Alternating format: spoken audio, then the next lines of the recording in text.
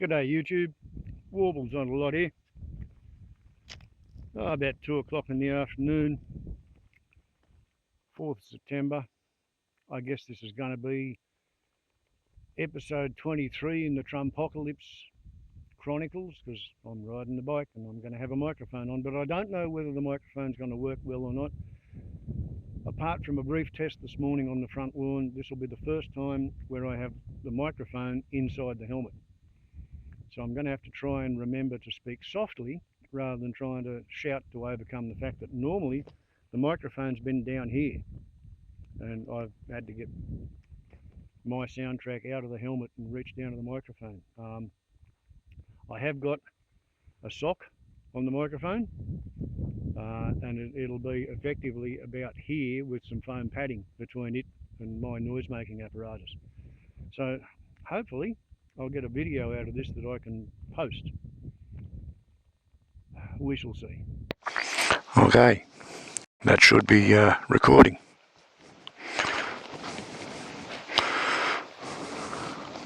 All things being equal,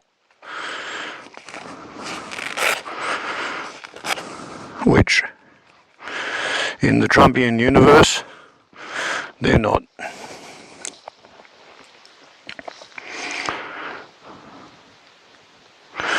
I was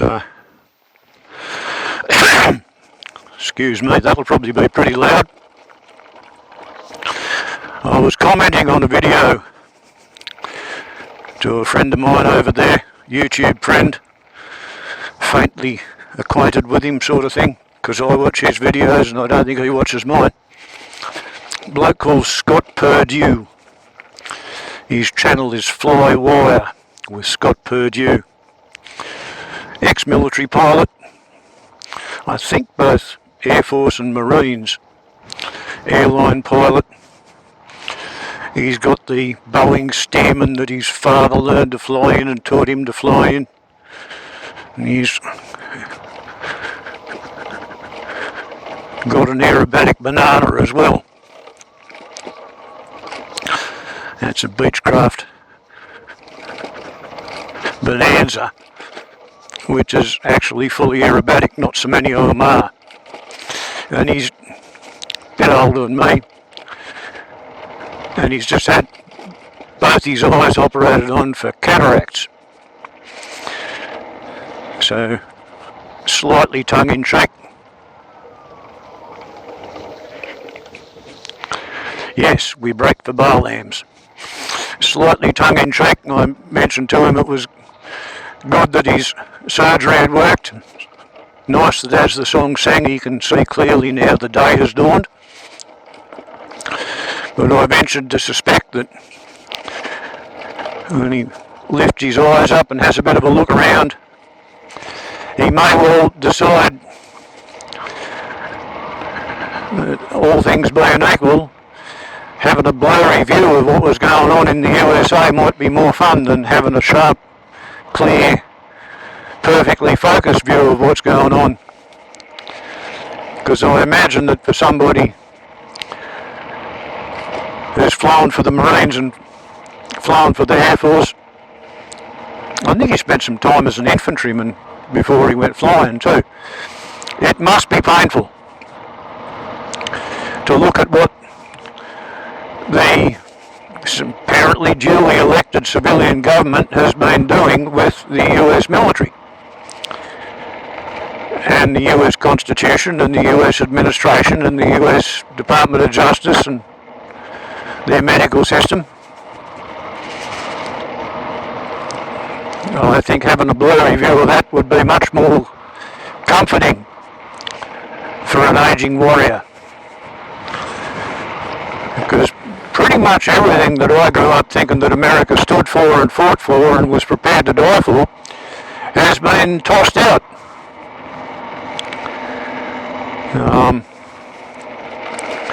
Yesterday I saw footage proudly displayed by the US Department of War, I suppose, as they're going to rename it from the Defense Department to the War Department.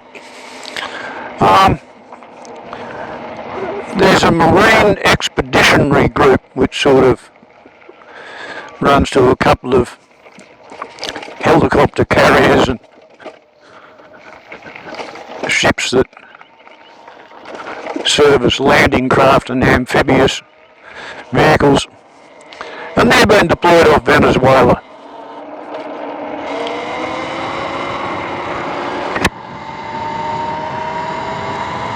And normally you'd expect the US Coast Guard to be interdicting suspected drug runners, but that's not what's going on. The US Marines are using helicopters to fire air-to-sea missiles, and they fired them at a speedboat. It had a V-shaped hull and no cabin or structure. It was an open boat.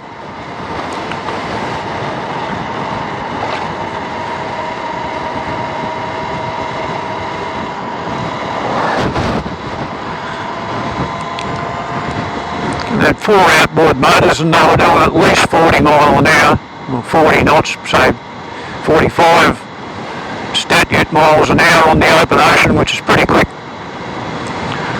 And there was a long lingering telephoto shot from above and 3/4 behind view from the right hand side, and there was 3 or maybe 5 people on the boat, and there was a couple of suitcases, and it did not look to be a heavily loaded boat full of contraband of anything. It wasn't filled full of people, and it wasn't filled full of containers packed to the brims with illegal drugs or guns or anything else.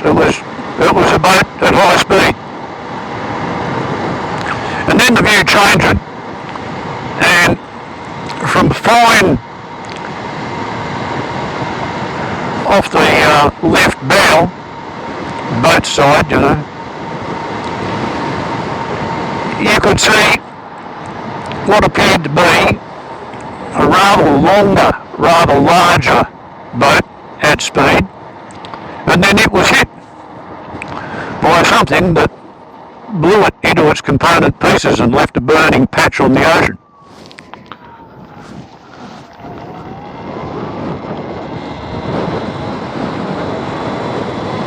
And there was no attempt made to stop the boat, no signals, no shots across the bows,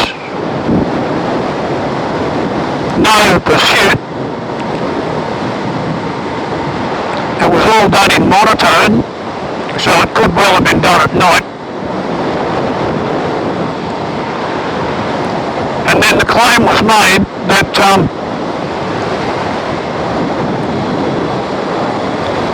11 people were killed, and there were only 5 at a maximum on the boat that they showed in the first half of the clip.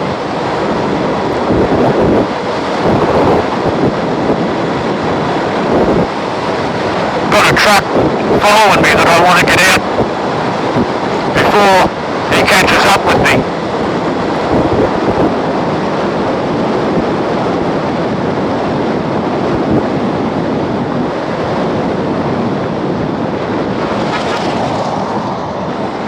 See, he liked that. He thought that was very sporting of me. Probably used an entire 1% of the battery doing that, because normally I'd be getting to here at about 96%, and I'm on 95. Funny thing with these electric vehicles, the faster you go, the less distance you travel.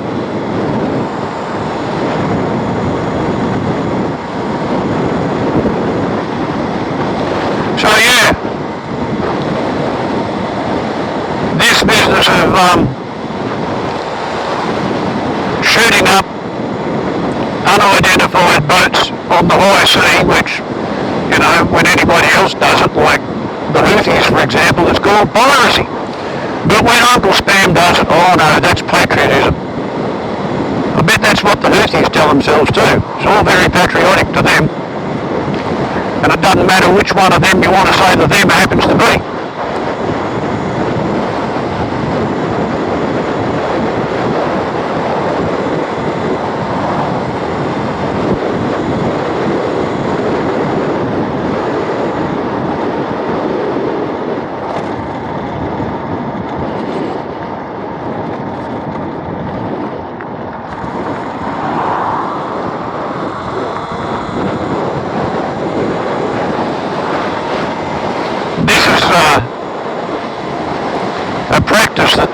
Americans began when Reagan was president, when he had the US Air Force intercept a civilian airliner over the Mediterranean and force it to land in Italy, where two of the passengers were arrested and taken back to America and tried for the kidnapping of a boat called the Achille Lauro.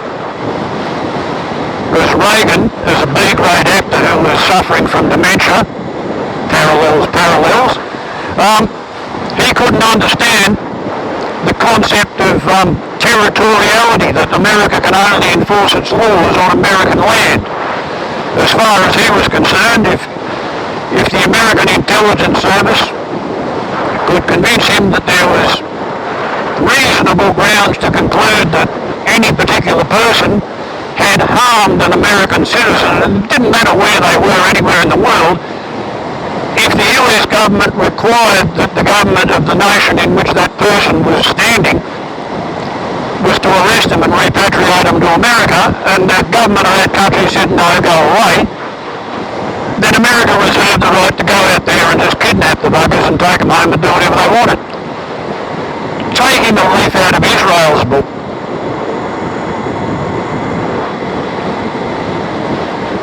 as they began kidnapping people all over the world and bringing them back to Israel for trial and execution in the 1960s.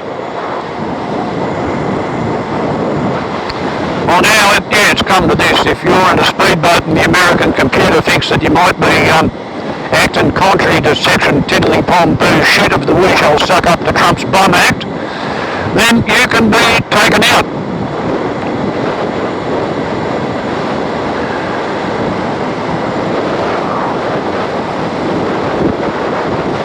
And there's not much anybody can do about it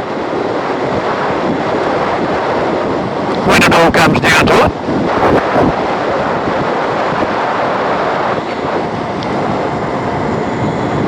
But other than that, Trumpy's been having a particularly bad week.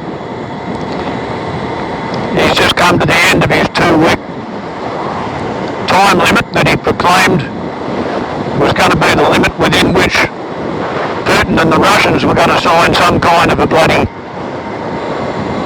treaty, a ceasefire in Ukraine.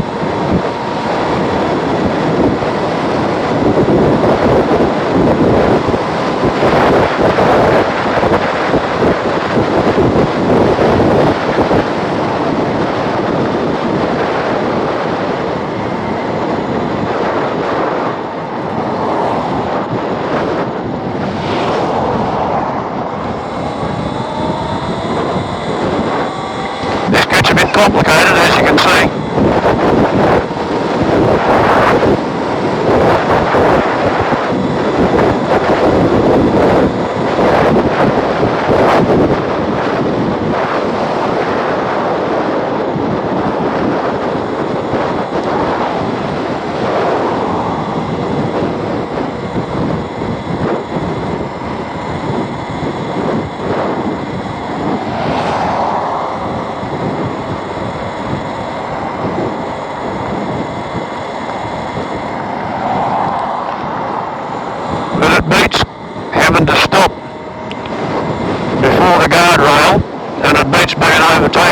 Halfway through the guardrails. Warning, gonna cough again.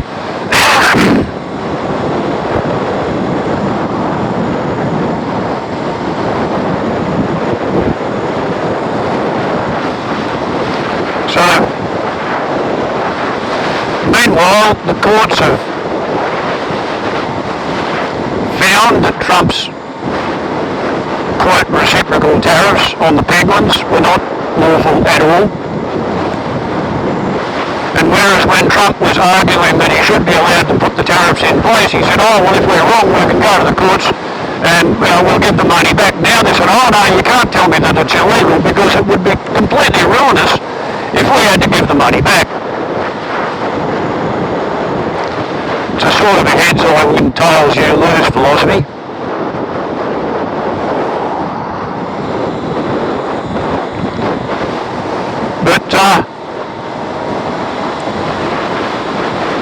Meanwhile, the National Guard is still picking up in Washington, they've removed all age limits on recruiting to join the ICE army.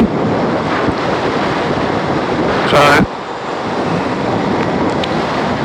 apparently in the US you've got to be over 21 or perhaps over 25 to be a police officer, because nobody wants to have erratic teenagers running around with guns thinking that they're empowered to enforce their idea of the law on anybody who annoys them. But ICE now has a bigger budget than the Marine Corps, and they've cut their training and reduced their qualification standards, and they're advertising on the premise that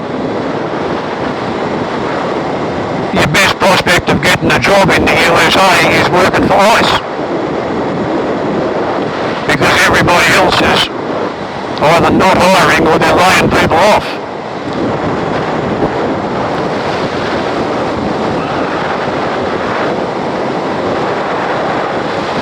Got one behind me, but surely you can see we're headed into roadworks.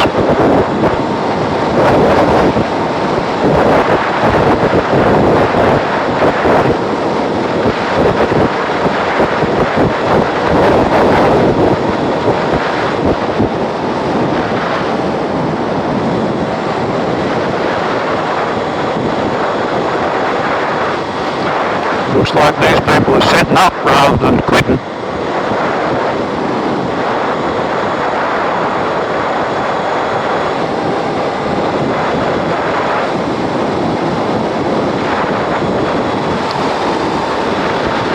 Sort of committed to using a lot of power to keep in front of this bloke now.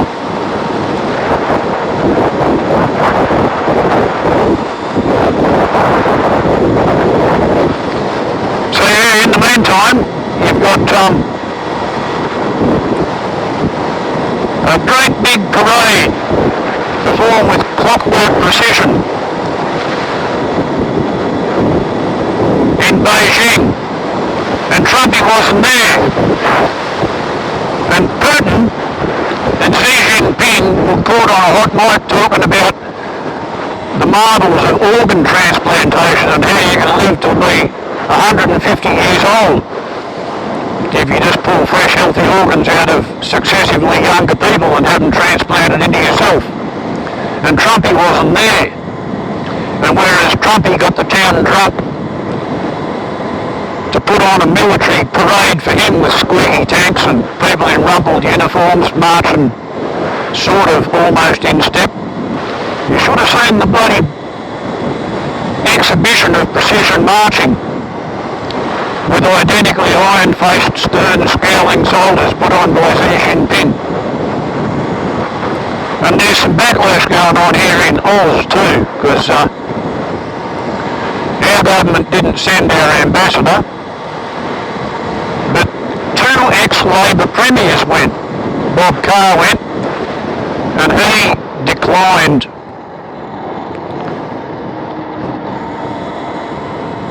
to attend the military parade, but he did go to all the bilateral meetings. And Dan Andrews, he went to the parade. He got himself photographed with Xi Jinping and Putin. And my Prime Minister has copped a bit of flack from the right-wing side of politics, being called a useful idiot for failing to rein Dan Andrews in, but might I remind you that I'm riding a Talaria Sting. It's a Chinese manufactured motorcycle. It's an MX 3000 L1EB, which I bought 2 years ago, and 6 years ago the Australian Special Air Services Regiment in Western Australia bought itself a fleet of Sting MX 4000s, the one with the bigger motor and the bigger battery. And the Australian Commando Regiment in Townsville, they just bought a whole bunch of MX 5000 Stings, 20 of them. And the Federal Police Sniper Unit, they're thinking about buying themselves some Stings as well. So it occurs to me that if the best soldiers in the Australian Army and the best troops in the Australian Federal Police are riding an upgraded version of the same silent motorbike that I'm riding, and all the motorbikes are made in China.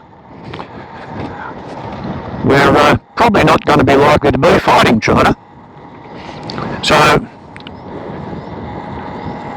the Australian government attending a Chinese parade via the back door with ex-Labor premiers, a parade that Trumpy didn't go to because, not made in America, not interesting to him.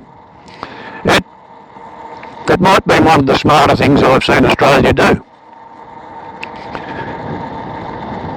The New Zealand ex-Prime Ministers went to the same parade and the same meetings. I don't think ANZUS is worth the paper it's written on.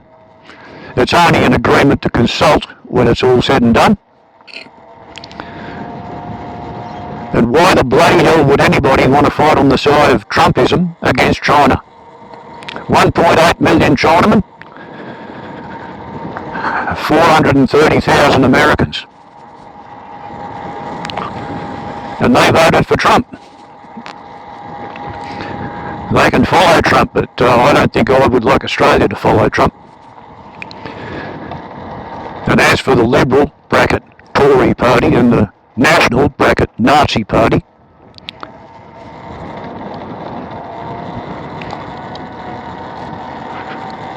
well, they're being led by Susan Lay, who's a Nigerian refugee who grew up in the United Arab Emirates, and she come out to Australia and stuck a second S into her name for numerology reasons.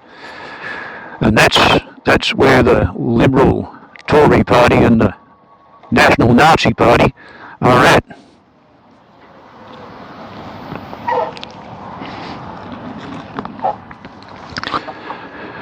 As the Trumpocalypse unwinds.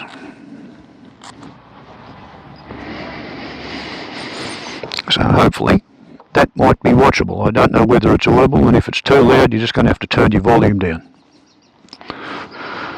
Me talking to me with the visor down is bound to be loud. 16 kilometres, 56.03 total. 20 minutes for 16 kilometres. Average speed 47, and it's from the front gate. Max 83. I didn't see 83, but it says we did there. Anyway,